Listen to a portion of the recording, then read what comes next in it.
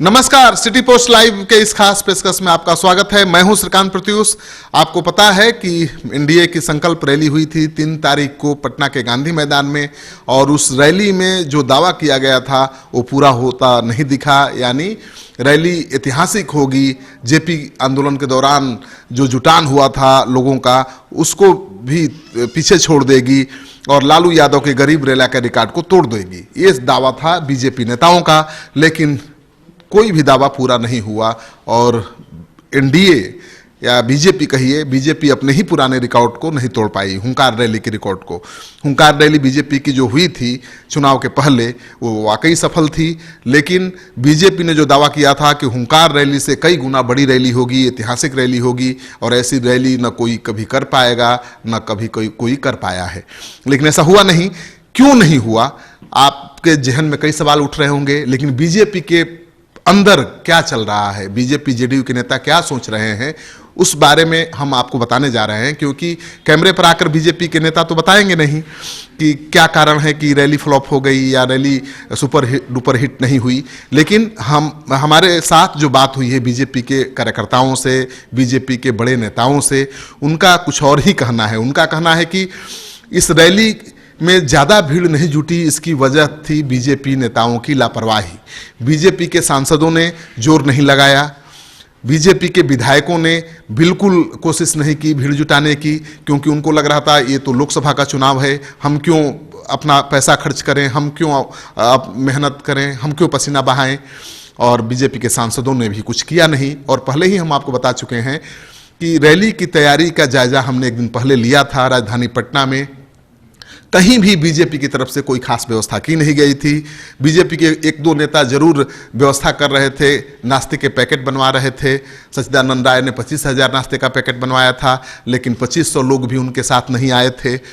BJP के जो भी नेता हैं उन्होंने भीड़ जुटाने में कोई भूमिका नहीं निभाई, और इसके पीछे उनका आत्मविश्वास था कि नरेंद्र मोदी के पक्ष में जो लहर है, पुलवामा आतंकी हमले के बाद पाकिस्तान के खिलाफ जो उन्होंने कार्रवाई की है, उसकी वजह से माहौल बन गया है बीजेपी के पक्ष में, और बीजेपी को किसी को बुलाने की जरूरत नहीं है, लोग स्वतः रैली में चले आएंगे। इस वजह से बहुत आश्वस्त थे भीड़ को लेकर। तो बीजेपी की तरफ से कोई कोशिश ही नहीं हुई और न वो कोशिश दिखी। तो बीजेपी के नेता एक दूसरे को कोस रहे हैं, सवाल भी उठा रहे हैं कुछ नेता कि प्रदेश अध्यक्ष ने क्यों स्थानीय नेताओं को टारगेट नहीं दिया, क्योंकि पटना में जब भी रैली होती है उसमें जुटने वाली 70% जो भीड़ होती है पटना की होती है या आसपास के 50-100 किलोमीटर के दूरी के लोगों की होती है, लेकिन 100 किलोमीटर के दूर से लोगों को लाने के लिए बस की व्यवस्था भी नहीं की गई थी। कांग्रेस की रैली हुई थी 3 फरवरी को। उस रैली में मुझे जहां तक जानकारी है, संजीव टोनी जैसे नेता को कांग्रेस पार्टी ने 40 बसें उपलब्ध कराई थी पटना के आसपास और हाजीपुर के इलाके से लोगों को लाने के लिए। तो जब कांग्रेस जैसी पार्टी जो सत्ता में नहीं है कई सालों से, अगर वो अपने एक नेता को 40 बस दे सकती है भीड़ लाने के लिए, तो उस हिसाब से बीजेपी को तो 400 बसें देनी चाहिए एक नेता को। लेकिन ऐसा कुछ हुआ नहीं। पार्टी की तरफ से नेताओं को कोई टारगेट नहीं दिया गया, उनको कोई सुविधा नहीं दी गई और नेताओं ने अपने जेब से कोई खर्च नहीं किया। इस वजह से बीजेपी की रैली जो सुपर डुपर हिट होने वाली थी नहीं हो पाई। और अब इस रैली को लेकर बिहार की राजनीति तेज हो गई है। आप देख ही रहे हैं कि लालू यादव ने हमला किया, कहा कि इतनी भीड़ तो जब हम पान खाने जाते हैं गुमटी पर तो जुट जाती है। तो लालू यादव इसलिए कह रहे हैं, इसलिए हमलावर हैं, क्योंकि उनके ही पुराने रिकॉर्ड को तोड़ने का दावा किया जा रहा था। वैसे भी लालू यादव का गरीब रेला का रिकॉर्ड आज तक कोई तोड़ नहीं पाया है। ये दिगर बात है कि आज की तारीख में लालू यादव रैली करेंगे तो उतनी बड़ी रैली कर पाएंगे खुद की नहीं कर पाएंगे, ये दूसरा सवाल है। लेकिन तब यह है कि लालू यादव के पुराने रिकॉर्ड को ध्वस्त कर देने का जो दावा था बीजेपी का, उसकी हवा तो निकल गई है और इसको लेकर राजनीति तेज हो गई है। तेजस्वी यादव से लेकर सारा विपक्ष बीजेपी पर हमला कर रहा है और कह रहा है कि बीजेपी की पोल खुल गई है।